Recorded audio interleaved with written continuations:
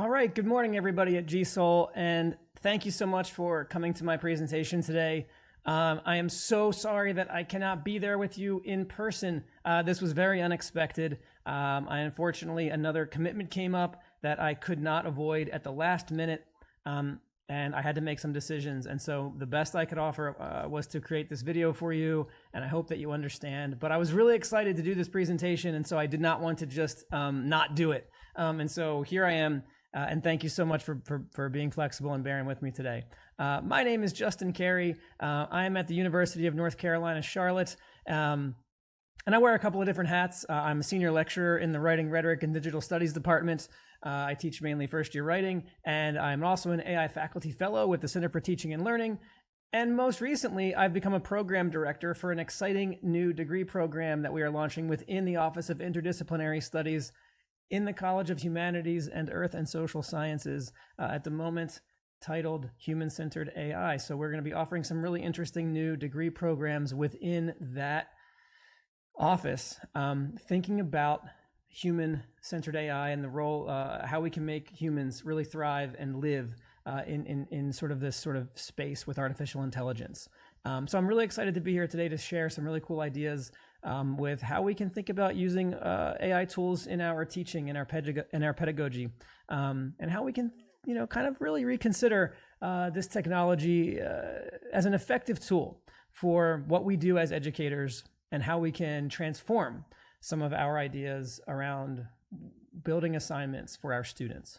So today's workshop is called Assignment Alchemy, Transforming the Assignment Sheet Through Storytelling. Now, I'm a very big proponent of stories and storytelling. I think the story is the most important superpower that humans have. Our ability to connect with one another and to share compelling stories and to kind of plug in to this thing that is bigger than us and find a way to kind of believe in something that exists outside of our own perception is really an important thing that we do as humans. And so stories are really, really important. So is there a way to kind of think about the power of storytelling with what we do as educators and to kind of combine that with how we are helping our students see the value in the work that we do in the classroom?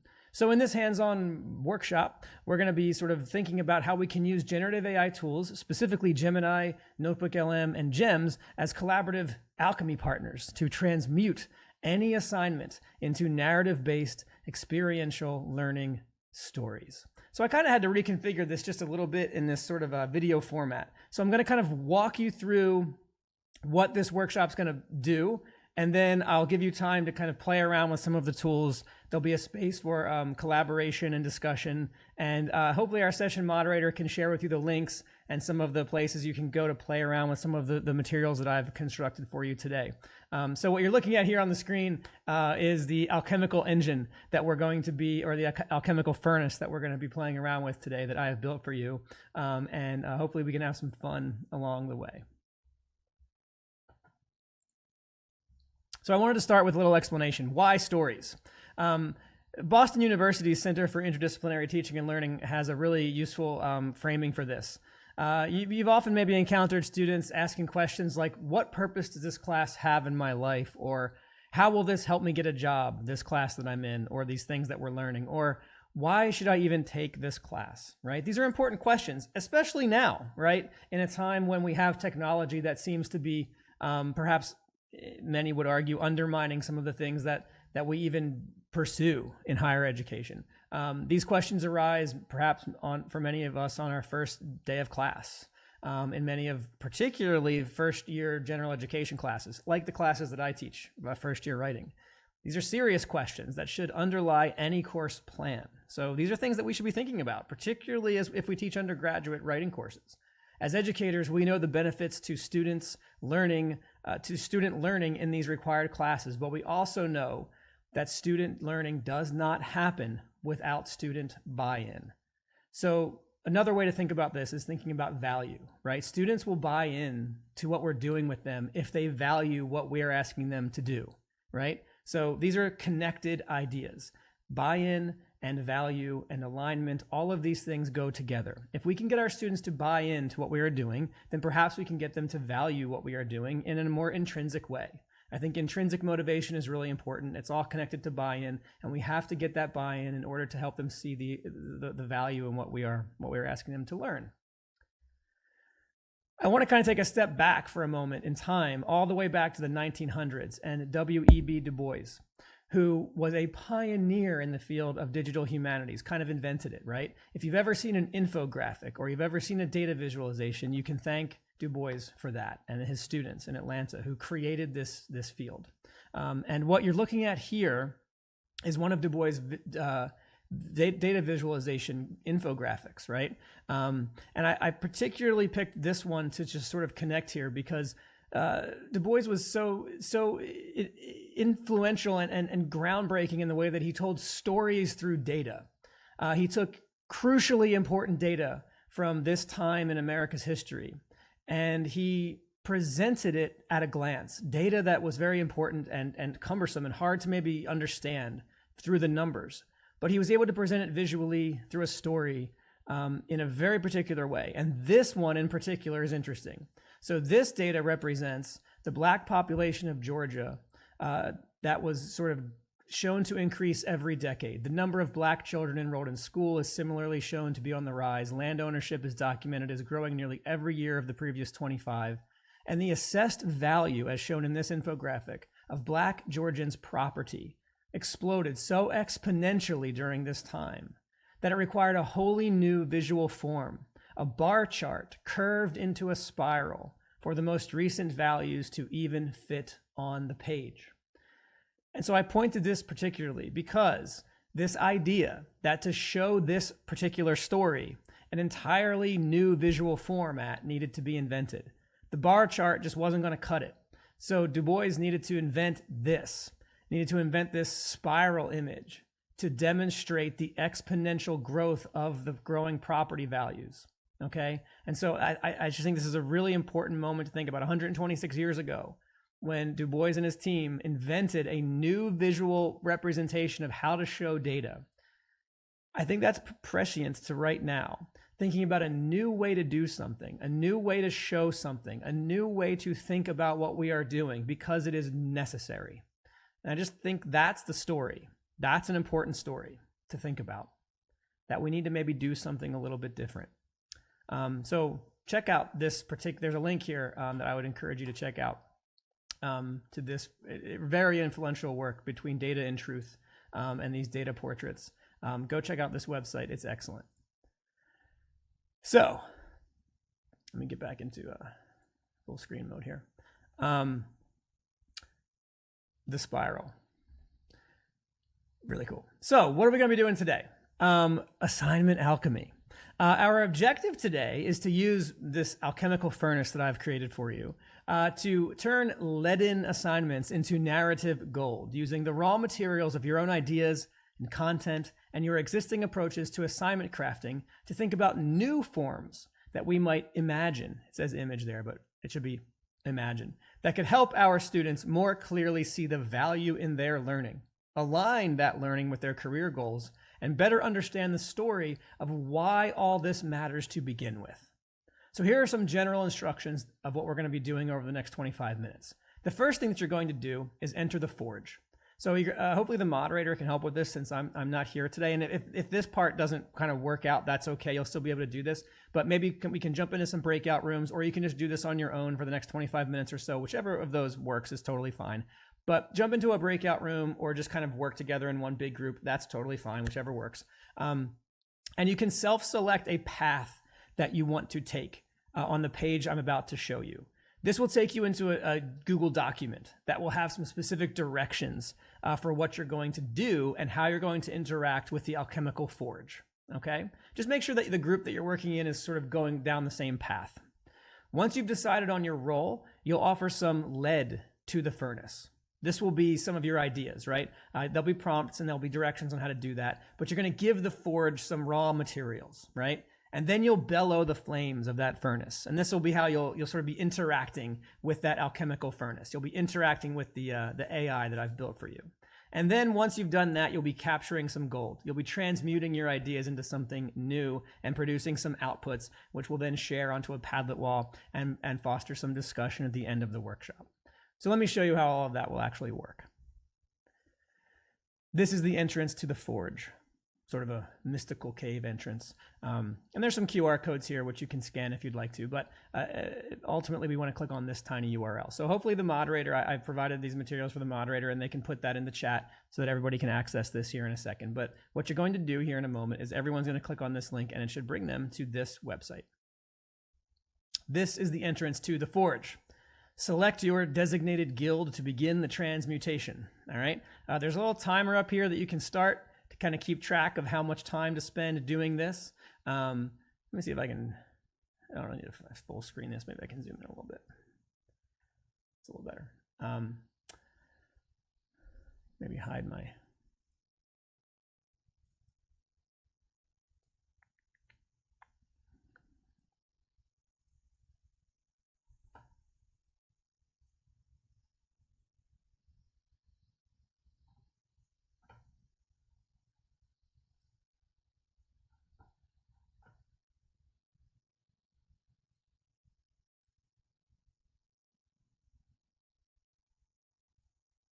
okay.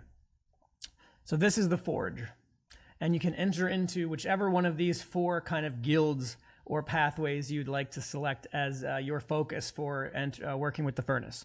So you can either be the Merchants Guild, the Alchemist's Lab, the Scribe's Tower, or the Council of Trade. And each of these is kind of connected to what discipline you want to work with. So let's say you are interested in business and math, or science and math, or humanities and composition, or law, ethics, and policy. You can decide which kind of field you want to play around with here, which kind of maybe class you're teaching right now. And then you can start the timer, and that will kind of help you keep track of your work here. So what you want to do is, let's say humanities and composition. So, you know, you're a first year writing teacher like me. You can click on you can enter into the sort of Scribe's Tower area, and that will take you to your Google document. The timer will still be going in the background. If you want to see, you know, where you're at, that'll still be happening back here. So breakout room 3, Scribe's Tower, humanities and composition. All right, so this is where we start to think about entering into the forge. Sample laden assignment. These are your starting materials. Copy and paste this into the alchemical furnace. Open the alchemical furnace by clicking the link below and then copy and paste this prompt to get started. Participate in the discussion board. Post one original response about the themes of identity in the assigned reading and reply to 2 peers. So this is the kind of thing you would normally see in a first year writing course, right? This is a pretty standard assignment, a discussion board forum post. But can we transmute this into something more narrative based, into a story, right? So this is what we're going to copy. We're going to copy this, and we're going to just Control C on that, just copy that, right? And then down here is where we enter the furnace at last, right? So it says, click here to begin interacting with the alchemical furnace. It is a sentient machine, an ancient automata that you can speak with, just as you would a human, though use caution, for while this ancient device may act like a living creature, it is not alive. Use your human judgment, intellect, reason, critical thought, and expertise to guide this arcana as you use it to help you transmute your assignments into something more. All right, it's a little ominous, but let's click here to enter the alchemical furnace. Please note, you will need a Google account to do this, okay? So make sure that you are signed into a Google account. I'm going to switch over to my UNC Charlotte Google account.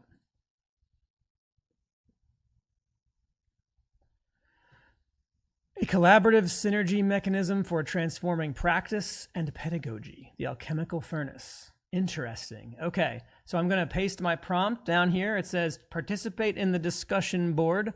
Post one original response about the themes of identity in the assigned reading and reply to 2 peers. Okay, so that's my raw materials, right? That's my lead. We're going to transmute that lead into gold. Let's see what happens. If you want, you can change to canvas mode, but you don't need to do that. But I'm just going to submit that to the, I've put it into the furnace. Now let's see it. Let's see what happens. Oh boy. Feed the fires, teacher. What leaden lessons have we to gold spin today? I feel the embers of curiosity glowing. Throw your scrolls into my belly. The prompt you have provided, a standard discussion board post on identity, is currently raw lead. It is a solitary task that risks becoming a mere chore in the digital void. Let us cast it into the crucible and infuse it with 3 gases: focus sharpening cortisol, bonding oxytocin, and rewarding dopamine. Watch as the flames turn blue. I am melting away the post once, reply twice boredom and injecting a dose of epic narrative. The synergy is peaking. The gold, the masquerade of the unseen archivist. The narrative hook, the call to adventure. A disturbance in the elements has occurred. In the digital realm of the Great Library, a collection of identity essences, your assigned readings, has been scrambled by a rogue chronomancer. The world no longer remembers who these figures were, and their voices are fading into the thick ore of history. You are not merely students. You are seekers of the true self, summoned to stabilize these fading identities before they vanish forever. The trial, the learning objective. Instead of a dry summary, you must perform a rhetorical mapping of an identity from the text. Number 1, scry the essence. Choose one figure from the reading using vivid imagery. Describe the specific spark or exigence that forced them to write or speak their truth. The personal thread. To stabilize the essence, you must weave in a personal thread from your own history with reading or writing. How does your own literacy narrative vibrate in sympathy with the author's struggle? Etc., etc., etc. This is pretty cool, okay? Now, you can spend some time working on this. You don't have to just take this thing as like the ultimate output here. You can do other things with this, right? You can say, I don't love this whole fantasy novel thing you got going on here. Can you rework this so it is more aligned with the lived experience of a student at UNC Charlotte?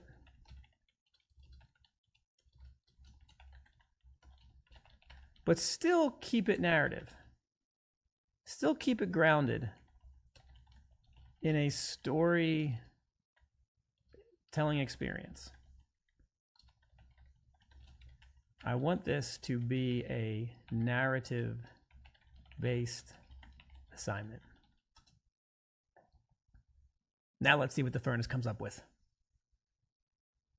Understood, teacher. We shall bank the magical fires and draw our heat from the local spirit of the Queen City. Let us transmute this leaded discussion prompt into a narrative-driven quest grounded in the brick and green wave reality of UNC Charlotte. I am recalibrating the synergy. I am melting away the unseen archivists and infusing the 49er spirit. The transmutation is peaking. The gold, the Niner identity audit, the narrative hook, call to adventure. A major local tech firm in Uptown Charlotte is looking for cultural consultants. They've noticed that as the city grows, people are losing their sense of individual identity in the digital noise.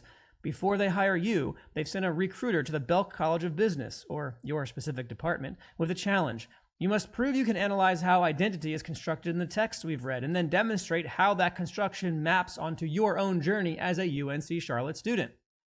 There is no longer a post once, reply twice chore. It is a two-phase field report.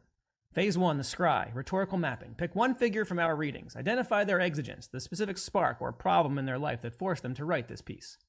Okay, so this is pretty good. We're getting a little more, we don't want, we're not some fantasy novel now. We're kind of more grounded in like reality, right? So one student may love the fantasy novel thing.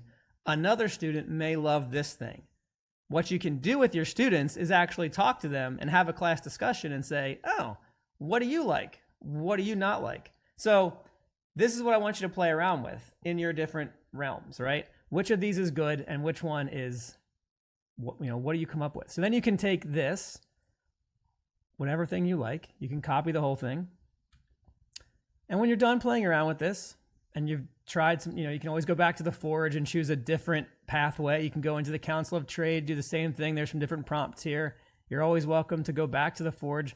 Now the timer gets weird. The timer doesn't work all the time, so ignore the timer. But see, it's like there's no way it's only been 2 minutes. I gotta work on my timers. So play around with your Forge, and when you've found something that you like, you can go to the Hall of Transmuted Wonders. The Hall of Transmuted Wonders is where you can share your amazing creations. So we were in the Scribe's Tower, and we created this.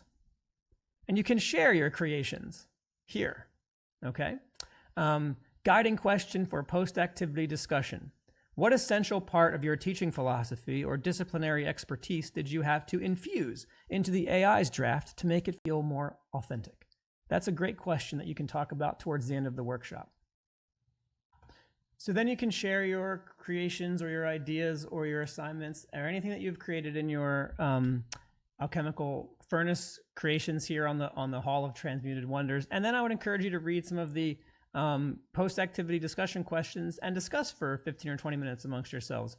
So try the furnace, try to kind of break it, try to see what works and what doesn't work. The whole time thinking about your own expertise and your ideas as the human here, right?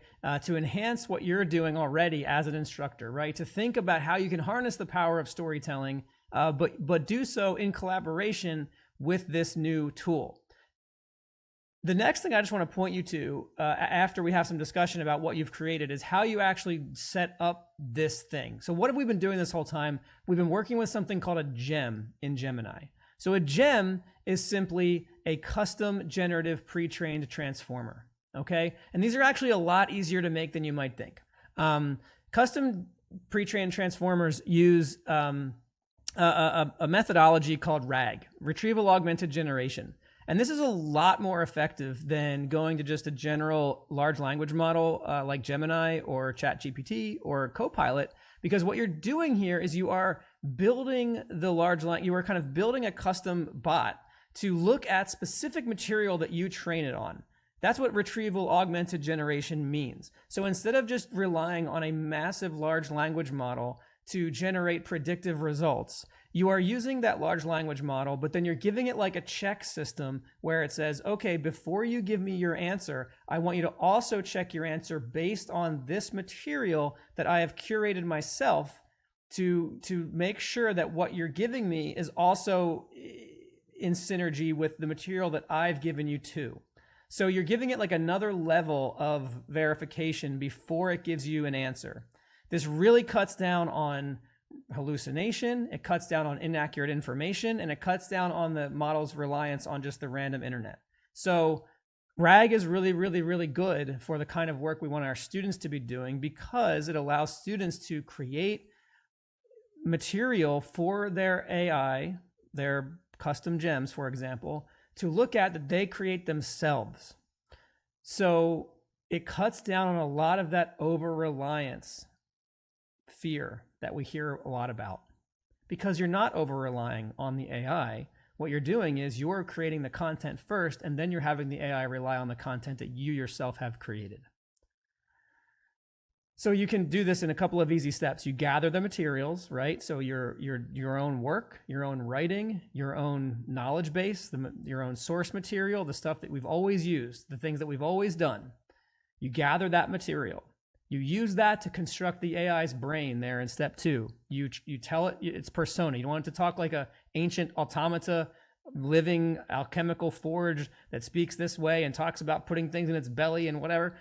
I built all of that. I created that AI's personality with my own writing, right? So I built its persona. Then I gave it its knowledge. And I gave it materials about how to transform things into stories and why stories were important. And I gave it materials about how stories work so that it could do that work of turning those assignments into effective stories. And then I gave it some constraints and some workflow ideas. So there's essentially 4 things you need to do when you're building a gem. Give it a persona, give it knowledge, integration, give it a workflow, and give it some constraints. And there's a couple of different frameworks out there for how to do that, but that's essentially it. And then you just activate it. And there's kind of 2 step 3s here, but like you test it with your prompts, you make sure it's working, you can refine the instructions, and then you prompt it and you start working with it and talking with it. And then in this example, it kind of gives you what you want. You know, it can generate things. It can make your assignments into new kinds of assignments. It can give you ideas. You can start collaborating with it. It can do that transforming part. So you can do this very, very easily using your Gemini accounts. If you have a Gemini account, or if you can make a bot in Microsoft Copilot. ChatGPT can do this too. This kind of works across all these different platforms. I like to use Gemini at UNC Charlotte. We have data protected enterprise accounts, and so there's a level of privacy protection with the enterprise account tools that we have at UNC Charlotte. And that's kind of the end of my recorded video presentation. That was about half an hour or so. And I would like to give you the rest of the time to be able to go and practice this and work on this yourself, have some discussion. Hopefully the moderator here can help with some of that. I'd love for you to go play with the furnace, share some thoughts on the Padlet wall. I'm so sorry that I can't be there to facilitate that today, but if you have questions or you want to email me or post things on the Padlet wall, I will be happy to check in and respond there. There's me working on the old alchemical forge. But I hope you had some fun today with that. You can always jump back in, and remember, you can enter the forge here. You can decide which path you want to be: the merchant, the alchemist, the council of trade. They all have different prompts that you can try. Build an assignment for my science class on the laws of thermodynamics, in which students solve 10 problems on heat transfer. So if you wanted to do that one, again, you just copy the prompt, head over to the furnace. Again, make sure you're signed in with your Google account. Right, really quick, I can show you. Here's the back end of like here's the alchemical furnace gem. Right, here's my gems over here. I can edit my gem. Here's what it looks like under the curtain a little bit. My description of the furnace: a collaborative synergy mechanism for transforming practice and pedagogy. Here are all of my instructions that I wrote for how to make this furnace work. The voice that I wanted it to have: whimsical and otherworldly. Here's the narrative transmutation. Every assignment must be wrapped in a world or a quest. I gave it all these instructions: accessibility and presence. Always suggest ways to make the gold accessible to all learners. I wanted there to be a human presence. I wanted to make sure that they were transforming assignments. Narrative hook needed to be in there. All these parameters that needed to be in there. Do not be boring. Do not oversimplify. Never make the educator feel overwhelmed. Ensure that you are supporting them, right? And then I gave it all of this knowledge documentation. So standard first year writing curriculum. Alchemist's Grimoire is a whole thing that I created for this, right? I gave it this information about a book of fables, right? Which I created to give it like what a good story has in it. Faculty training manual, designing AI resilient and enhanced course materials, right? So I created all of this training information. So this is what it's relying on when it builds its answers, right? Not just a general pre-trained large language model database, but this stuff too. So it's putting up against, its answers are all getting put up against this and making sure that it's drawing upon all of this when it gives you those responses, right? So that's what the alchemical furnace is doing when it responds. So then when we type in our prompt, build an assignment for my science class, it's retrieval augmented, generating all of its responses based on that knowledge base that I gave it. And then it's doing this stuff. And you'll notice these links, right? These links point to my training documentation. So the reason it's saying human essence is because it's saying, okay, it's pulling that from my Alchemist Book of Fables training documentation. Because right here in reflective epilogues, after the quest, ask the seeker to step out of the story and explain how the magic worked in their own words. That's why it's doing that, is because I told it to do that in the knowledge base, right? So it's retrieving that from my knowledge base right here. So it will give you a lot more evidence about why it's doing what it's doing if you use this kind of a process, right? So this is a great way to show your students how to do that too, right? And it's not just random nonsense that the AI is hallucinating or making up. It's all, there's a trail, right? There's evidence, there's a connection here. So you can really use this in a lot of creative ways. So yeah, that's the alchemical furnace. Hopefully you enjoyed that. Good luck, make some cool stuff, tell some cool stories, and hopefully that will help your students kind of get more invested and see the value perhaps in some of the work that we're asking them to do beyond just take a quiz, do a discussion for them. So let me know what you think. I'd love some feedback, criticisms, thoughts, engagement, all of it. I'd love to hear what you have to say. So thank you so much for tuning in today. Sorry I can't be there in person, but I would love to hear what you have to say about this. Thank you so much.